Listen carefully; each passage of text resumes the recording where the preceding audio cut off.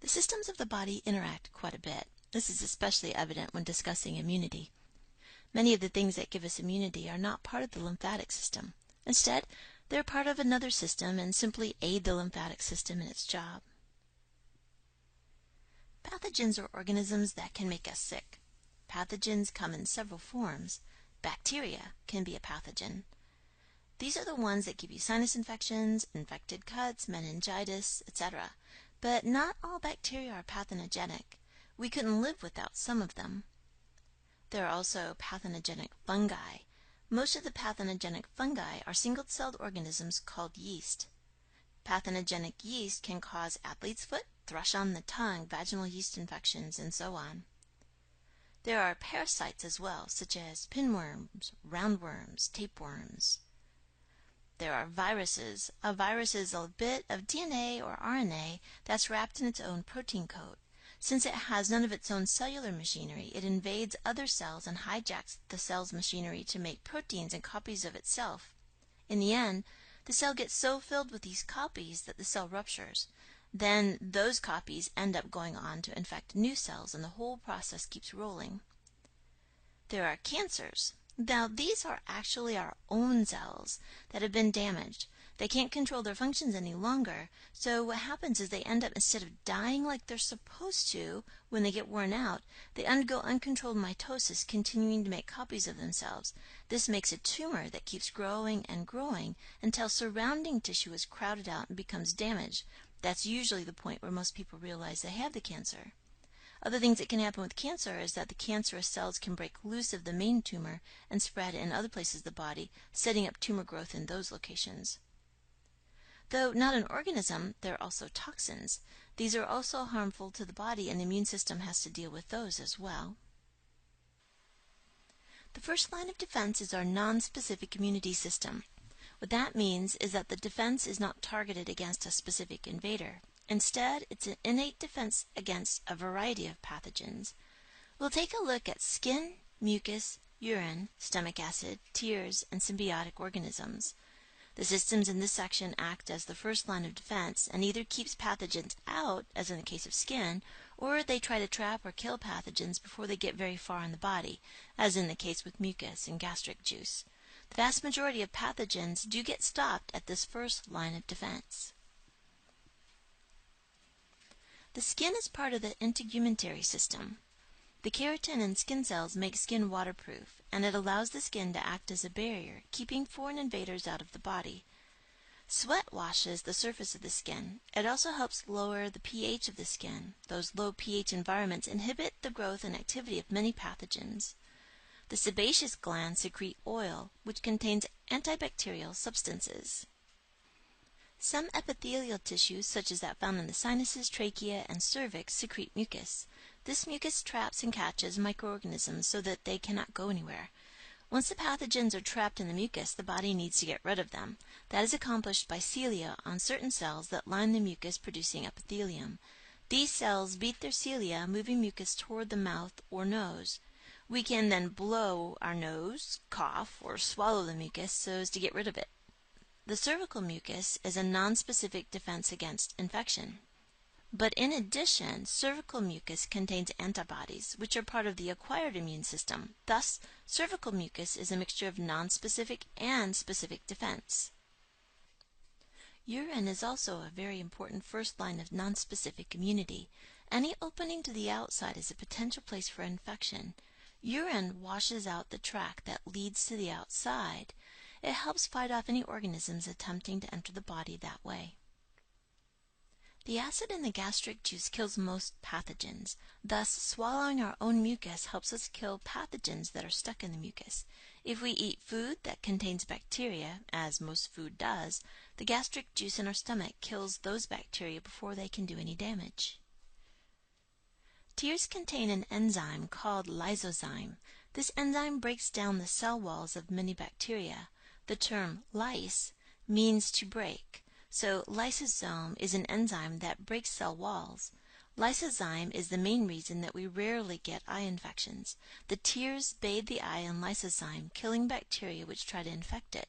However, sometimes even the lysozyme in tears is not enough to kill the bacteria invading the eyes. When that happens, the eye gets infected. The most common bacterial infection of the eye is known as pink eye. There is one more first line of innate immunity: symbiotic organisms. There are a host of symbiotic organisms which live throughout the body. Bacteria in our intestines, for example, produce vitamin K, and in return we provide food and a place for them to live. Those symbiotic bacteria flourish in our intestines, and their population can actually squeeze out populations of pathogenic bacteria and fungi which might get past the stomach. In addition, symbiotic bacteria and fungi that live on our skin and consume our sweat produce lactic acid, which fights off both pathogenic bacteria and fungi. Now we are to our second line of defense, the immune system. There are two big divisions in the immune system: innate immunity and acquired immunity. Innate immunity is a nonspecific immune response because it's the same regardless of the pathogen or toxin encountered. You have this as soon as you're born.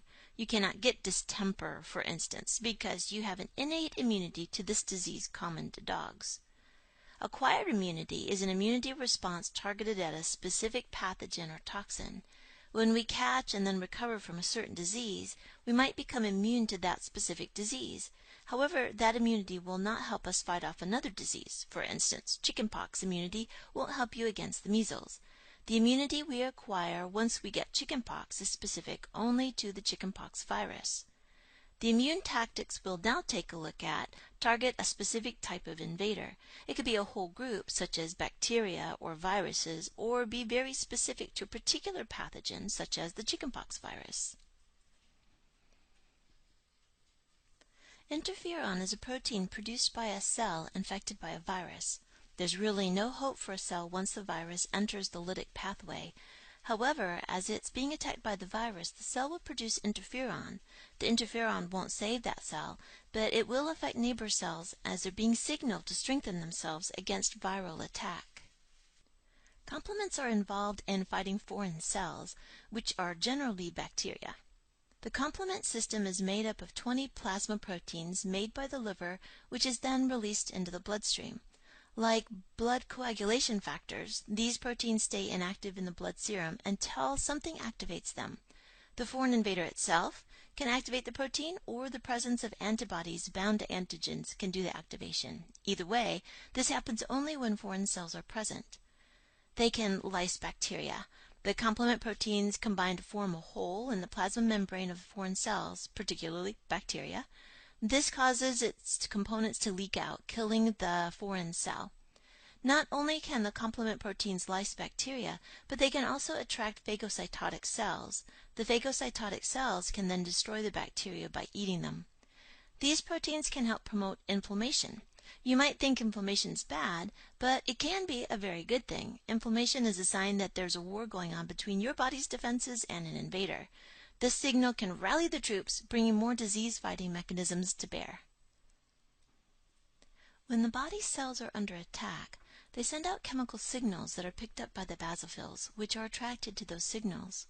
The basophils in turn release a variety of chemicals: leukotriene, prostaglandin, heparin, and histamine.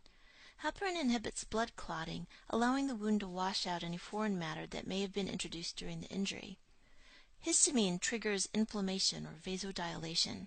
Vasodilation is when the vessels dilate, making them larger. This brings in additional blood flow to the area so that the area has additional resources for fighting any infection. In addition, the dilation makes it easier for white blood cells to squeeze between the vessel cells in order to enter into the tissue that's damaged and infected.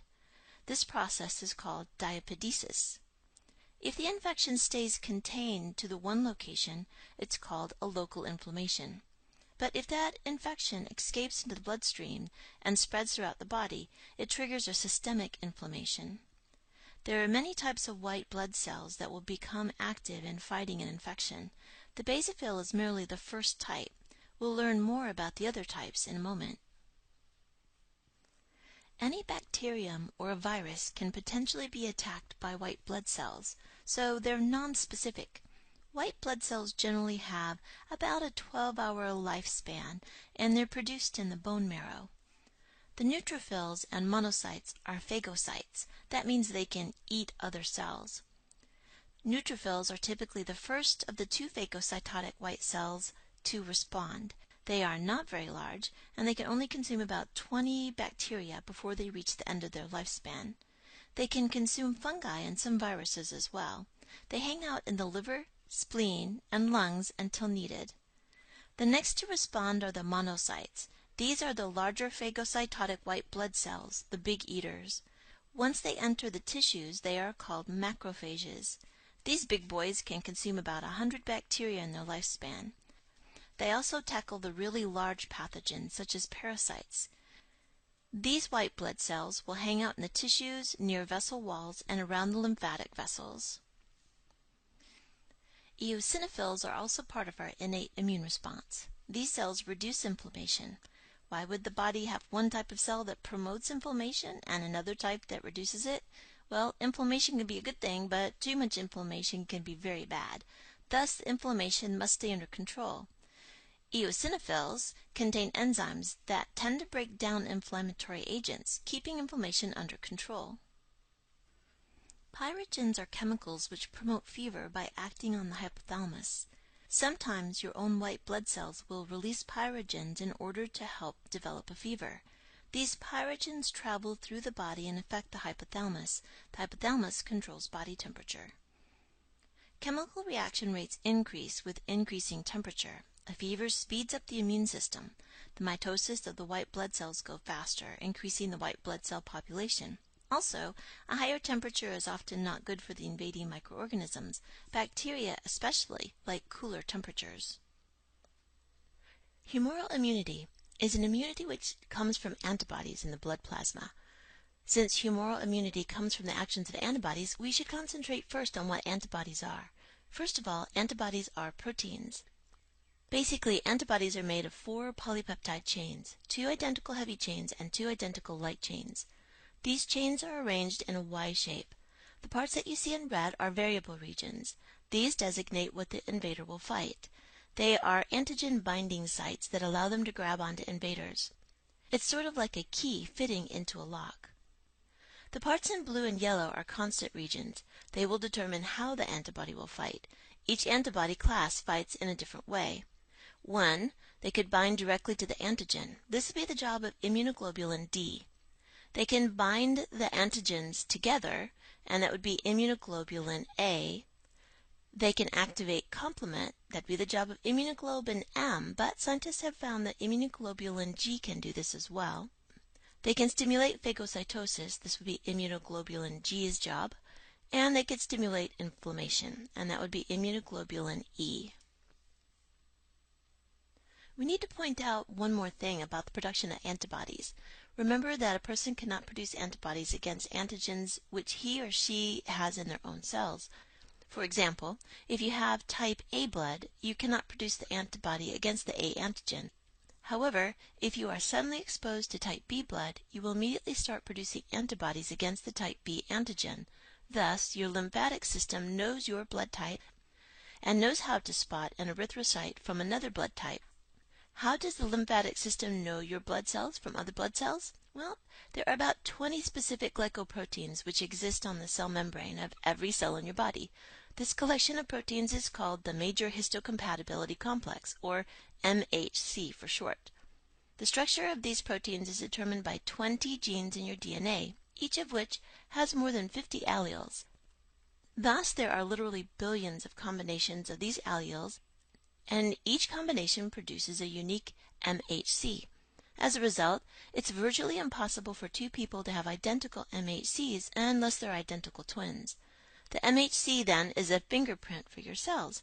Any cell that has your MHC will not be attacked by your lymphatic system because the cell has the correct fingerprint. Antibodies are produced by B cells, which are specialized lymphocytes. Like all blood cells, these lymphocytes are formed from the stem cells in the bone marrow. They are formed with antigen binding sites on their plasma membranes. When exposed for the first time to the antigen for which they are specific, these sites bind to the antigen, and the B cells begin to proliferate. The proliferation produces two types of B cells. The plasma B cells release their antibodies into the plasma so that the antibodies can attack the antigen to which they can bind.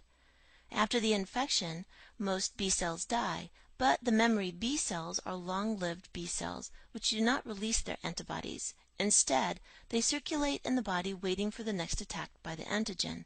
This allows the body to respond quickly to any subsequent infection by the same antigen. Memory B cells are the means by which vaccinations provide immunity to certain pathogens. There are two basic types of vaccines. The first type contains a weakened form of the pathogen itself. Since a pathogen is weakened, your body's immune system will destroy it before it can overtake your body. Thus, even though the vaccine actually contains a disease-causing pathogen, the vaccine is safe because the pathogen is so weak that your immune system will destroy it. The other type of vaccine contains a synthetic chemical that makes the body react the same as if a certain pathogen has entered the body. This type of vaccine then mimics a real pathogen, causing the immune system to react and produce antibodies as well as memory B cells. Even though memory B cells are long-lived, they don't last forever. Thus, some vaccines require a booster to boost the memory of the infection.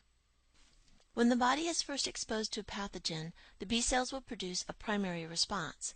This response fights the infection and produces memory B cells. The memory B cells will then produce secondary responses if the pathogen infects the body again. Cell-mediated immunity is an immunity which comes from the actions of T lymphocytes. T cells deal primarily with cells found in the body, such as cancerous cells or cells harboring viruses. T lymphocytes respond to the chemicals released by the macrophages. T cells originate in the bone marrow, but they mature in the thymus gland, and the T in the T cells stand for thymus. T cells, like B cells, have antigen receptors. However, these receptors are not associated with antibodies. Instead, they simply allow the T cells to recognize molecules which are on the plasma membranes of other cells. This helps the T cells distinguish between cells which belong to the body and cells which do not. When a cell has been invaded, it often produces MHC proteins that are not part of the fingerprint of the body's cells. This then makes the cells look foreign to the T cells, and the T cells react. Even cancerous cells usually produce aberrant MHC proteins, which once again causes the T cells to react. They divide and specialize into different types. Cytotic T cells puncture any cell in the body that are infected with viruses or are cancerous. Helper T cells connect to the macrophages via a major histocompatibility complex and greatly increase the rate of cell division of all lymphocytes, helping the defense system cope with more pathogens. The well-publicized disease known as AIDS, or acquired immune deficiency syndrome, is caused by the human immunodeficiency virus HIV. This virus destroys helper T cells. As the population of helper T cells in the infected person diminishes, pathogens which would normally not be able to get through the immune system are able to take hold, because B cells and cytototic T cells production is limited. Cytotic, or killer T cells, and helper T cells are classified as effector T cells. Memory T cells store the chemical compositions of pathogens and the attacks against them. Suppressor T cells shut down the immune system in case the attack is against the body itself, an autoimmune response, or when the immune response is over. Another type of effector T cell is the delayed hypersensitivity T cell. This kind of T cell responds to antigens by releasing chemicals which promote inflammation. They also promote phagocytosis by attracting macrophages through chemotaxis. These cells are particularly active in allergic reactions. For example, the itching and burning sensation caused by poison ivy is a delayed hypersensitive T cell response to antigens produced by skin cells which interact with poison ivy. There are 4 basic ways that acquired immunity can be stimulated in the body. The first and most obvious is active natural immunity. This is the acquired immunity which comes from being exposed to a pathogen. For example, when you are first exposed to the chickenpox virus, you get sick. Your body must fight off the virus. However, after that, you don't get sick from the chickenpox virus again because your body has the memory B cells or T cells, which will produce a quick and effective response for any secondary responses that are needed. You can also receive acquired immunity artificially, which is referred to as active artificial immunity. This is the immunity that you receive from vaccines. The vaccine causes your immune system to react, forming memory B cells or T cells, and this in turn gives you acquired immunity to that disease. But the immunity is artificially induced. Passive natural immunity occurs between the mother and the baby. Immunoglobulin G is an antibody that can travel across the placenta during pregnancy, providing the baby with the same immunity which the mother has. In addition, immunoglobulin G antibodies are found in breast milk. Thus, the baby receives immunity from diseases to which the mother is immune by breastfeeding. The final means by which immunity can occur is passive artificial immunity. In this situation, a different individual is exposed to a pathogen and thus creates antibodies. Those antibodies are then removed from the individual and transferred to someone else. This provides immunity to the pathogen. Although this procedure is often done using another human, sometimes an animal, such as a horse, can be injected, and then the horse's antibodies can be transferred to the person who needs the immunity. This is only a temporary fix, however, since the antibodies will be removed from the person who receives them in a relatively short period of time. Examples of this procedure include treatments to fight rabies and tetanus in people who are not vaccinated against the disease but are exposed to them. One type of immunity which is not good is autoimmunity. In autoimmunity, the body cannot differentiate between the MHC of its own cells and that of others. Thus, it starts attacking its own cells. Multiple sclerosis, for example, is an autoimmune disease. The lymphatic system cannot distinguish between neuroglia of the body and foreign neuroglia. As a result, the lymphatic system begins attacking the myelin sheaths of the nerves. This causes a loss of control of the skeletal muscles and a loss of sensation. The body's defenses are designed much like that of a well-built fortress. The blood is regularly checked and cleaned by both the lymph vessels and lymph nodes, as well as the spleen. In addition, the body has two lines of innate defense against pathogen, each of which has several different components. Finally, the body has an incredible means of acquiring immunity to specific diseases and remembering that immunity so the pathogen can never successfully cause another infection. Finally, each cell in the body produces an elaborate display of proteins which tell the body whether or not the cell is native to the body or a foreign cell which must be destroyed. Indeed, this world is a dangerous place in which to live, but the body's designer has given us all that we need to stay well protected.